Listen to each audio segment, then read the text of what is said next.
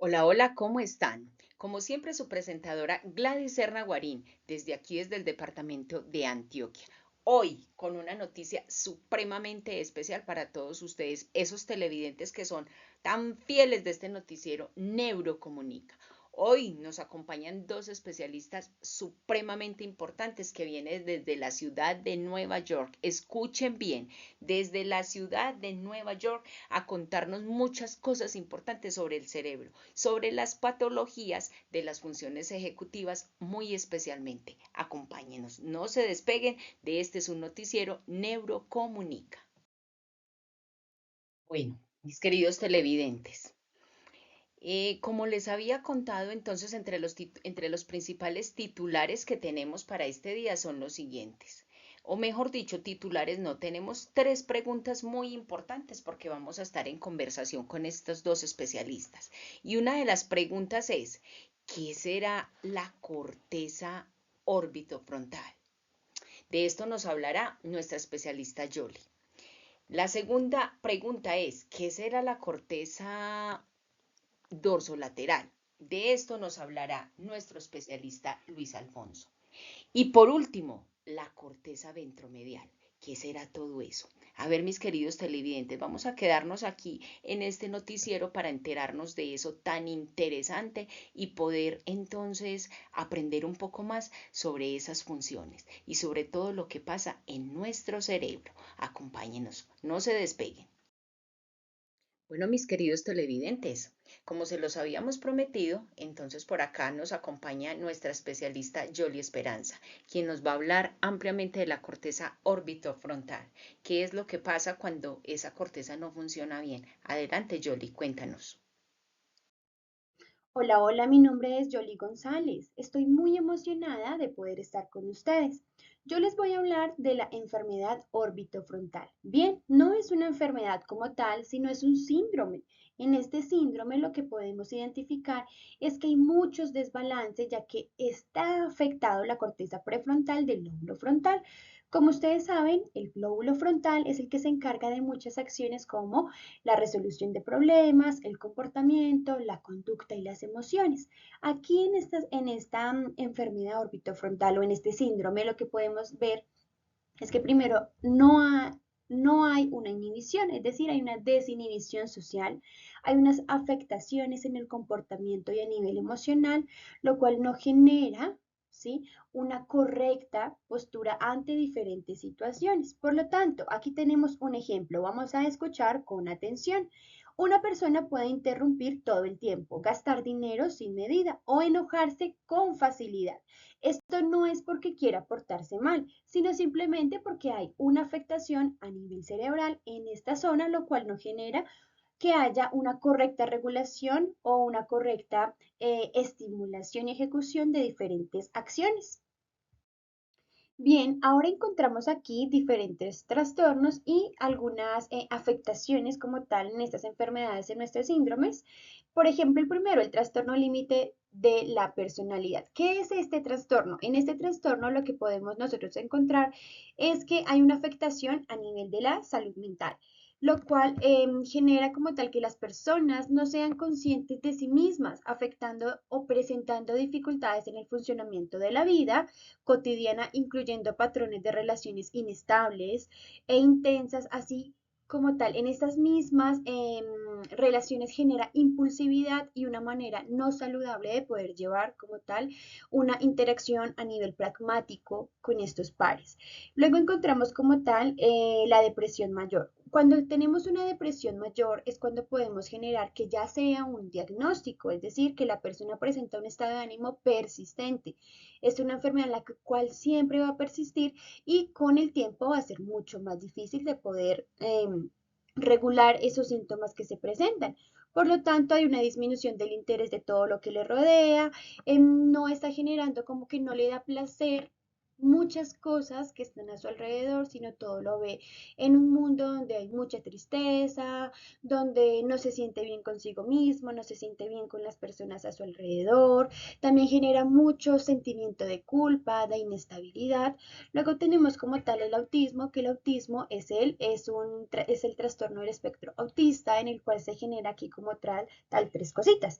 Primero hay una dificultad en la comunicación, segundo hay una dificultad social, y luego hay una dificultad como tal en la conducta. Por lo tanto, allí estos niños o ya cuando ya crecen en adulto, genera dificultades en relaciones interpersonales, en el lenguaje y en su comunicación. Luego tenemos como tal el trastorno bipolar. ¿Qué será ese trastorno bipolar?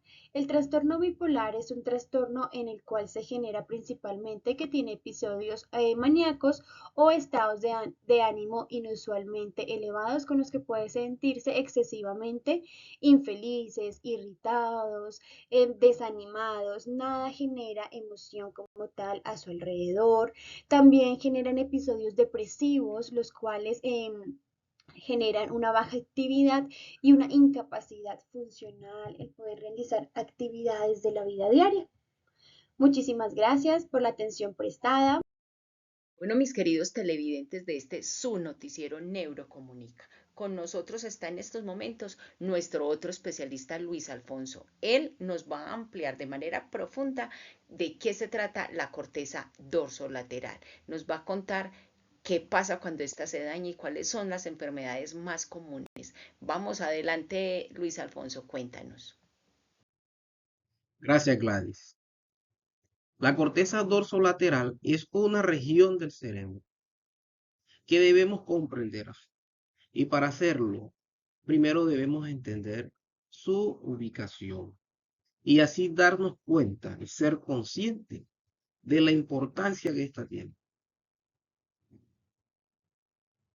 El mismo nombre nos va a dar una pista. Dors, lateral. Si la separo, encuentro dorso, que quiere decir arriba, y lateral a los lados. Al ponerlo en práctica, podría decir que se encuentra en la parte de arriba de nuestra frente y a los lados. Miremos la ubicación que tiene y lo importante, porque aquí se están dando funciones como el pensamiento, la atención, estas memorias necesarias, la de trabajo, la organización, planificación e incluso control. Diariamente podemos ver ejemplos en la cotidianidad. Uno podría ser el niño que inicia una actividad, pero no la termina, se distrae con nada. Es decir, su atención se ve afectada.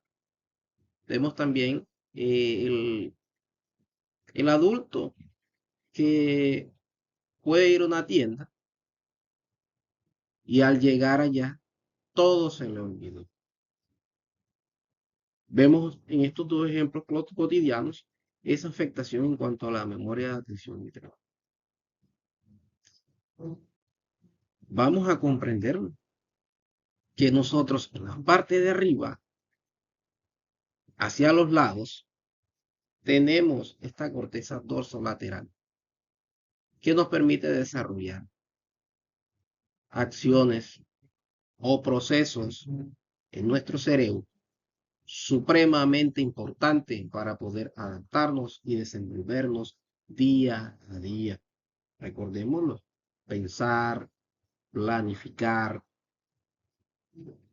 memorias, atención, trabajo.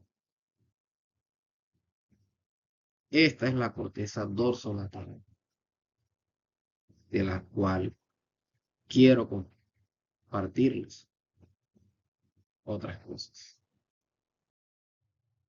Ahora que ya entendemos su ubicación y comprendemos la importancia de esta función en cuanto a esta región cerebral, también vamos a conocer sobre estas afectaciones que se pueden presentar en ella. Tenemos un síndrome ejecutivo que se puede presentar y es que claramente, pues, Esta parte del cerebro que se encarga de organizar, de planificar, de controlar las acciones falla y se presenta lo contrario. Por ejemplo, la persona se distrae, se desorganiza, le cuesta terminar lo que empieza.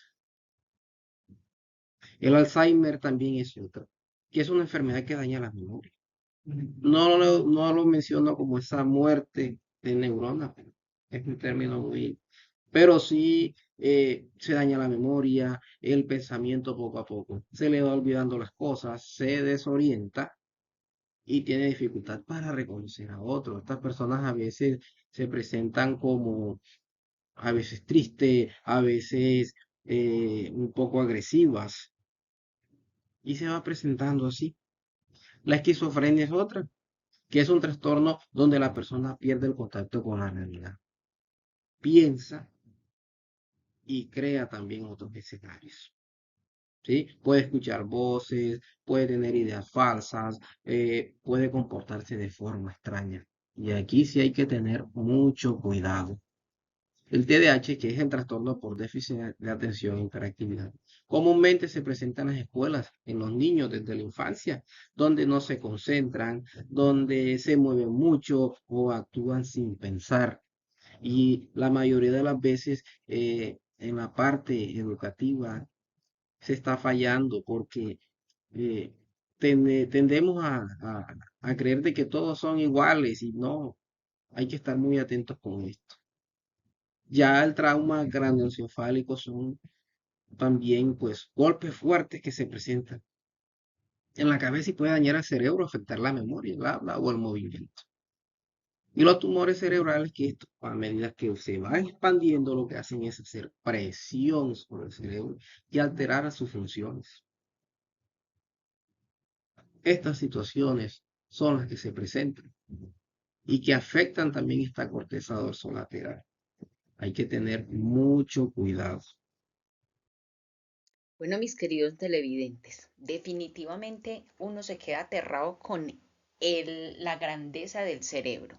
En conversaciones que he tenido con este par de especialistas, ellos me han contado que la corteza ventromedial es esa parte que nos ayuda a tomar unas buenas decisiones y a pensar en qué es lo que va a pasar después de hacer algo. También nos ayuda a entender cómo se sienten los demás. Definitivamente no me cansaré de decir que el cerebro es como un mar insondable que nunca, nunca, nunca, nunca vamos a terminar de analizarlo y de estudiarlo. Pero para poder continuar, escuchemos entonces qué más tienen que decirnos a nosotros estos dos especialistas. Muchas gracias. Continuemos entonces con Yoli Esperanza y con Luis Alfonso.